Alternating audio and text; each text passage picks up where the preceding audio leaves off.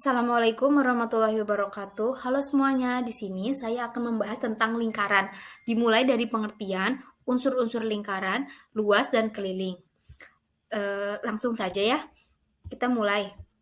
Lingkaran adalah tempat kedudukan titik-titik yang berjarak sama dengan satu titik tertentu. Yang dimaksud titik tertentu adalah titik pusat lingkaran, sedangkan jarak yang sama adalah jarak-jarak lingkaran. Nah, untuk unsur-unsur lingkaran itu, yang pertama ada diameter. Diameter atau D, garis yang menghubungkan dua titik pada lingkaran melalui titik pusat. Nah, yang D itu yang berwarna biru. Nah, yang kedua ada jari-jari atau R, jarak antara pusat lingkaran dengan titik pusat lingkaran. Nah, itu yang berwarna merah. Selanjutnya ada titik pusat atau P, titik yang menjadi pusat lingkaran yang terletak tepat di tengah lingkaran. Bisa dilihat di gambar ya, P itu di tengah-tengahnya. Terus selanjutnya ada juring lingkaran. Juring lingkaran yaitu daerah yang dibatasi oleh busur dan dua jari-jari lingkaran. Nah, bisa dilihat di gambar juga, juring itu yang berwarna biru terletak di antara dua jari-jari dan juga busur. Selanjutnya ada tembereng. Tembereng yaitu daerah yang dibatasi oleh busur dan tali busur. Nah, tembereng itu yang atas tuh yang berwarna pink. Selanjutnya ada busur lingkaran. Busur lingkaran itu garis yang terbentuk melengkung pada lapisan lingkaran busur nih yang warna merah. Nah, di dekat juring. Oke. Selanjutnya ada tali busur. Tali busur adalah garis yang menghubungkan dua titik pada lingkaran. Nah, tali busur tuh nih yang warna hijau dekat tembereng. Terus yang terakhir itu ada apotema. Apotema adalah garis yang menghubungkan titik pusat dengan tali busur, tegak lurus dengan tali busur. Nah, itu yang warna kuning. Jadi menghubungkan titik pusat dengan tali busur yang warna hijau gitu. Selanjutnya kita membahas tentang keliling lingkaran. Keliling lingkaran merupakan busur perpanjangan pada suatu lingkaran. Dapat menggunakan dua cara untuk menghitung keliling lingkaran, yaitu jika diketahui jari-jari atau jika diketahui diameter. Bisa dilihat ya, jika yang diketahuinya jari-jari, kita menggunakan rumus K sama dengan 2 kali Pi kali R. Dan jika diketahuinya diameter, kita menggunakan rumus K sama dengan Pi kali D.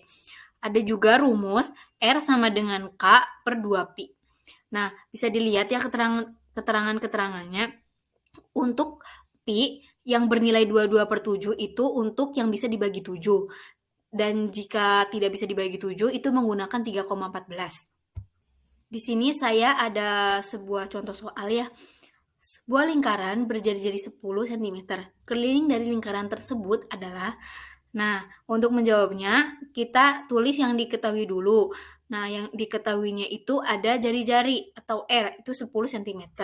Nah, tadi ingat pembahasan yang tadi, jika yang diketahuinya jari-jari, itu pakai rumus K sama dengan 2 kali Pi kali R. Nah, dimasukin K sama dengan 2 kali Pi-nya. Karena Pi-nya ini, karena jari-jarinya 10, itu tidak bisa dibagi 7 ya. Jadi Pi-nya kita pakai 3,14. Nah, jadi 2 kali 3,14 dikali 10. Dan hasilnya itu adalah 62,8 cm. Jadi keliling lingkaran tersebut adalah 62,8 cm. Selanjutnya ada luas lingkaran. Luas lingkaran dapat dihitung dengan menggunakan jari-jari lingkaran. Jika yang diketahui diameternya, maka ubah diameter menjadi jari-jari. Caranya bagi diameter dengan 2. Nah, untuk rumusnya sendiri ada luas sama dengan Pi kali R kuadrat. Nah, untuk keterangannya bisa dilihat ya.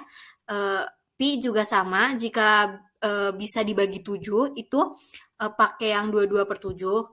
Kalau nggak bisa dibagi 7, pakai yang 3,14. Saya punya contoh soal ya. Sebuah taman dengan diameter 14 meter akan ditanami beberapa jenis bunga.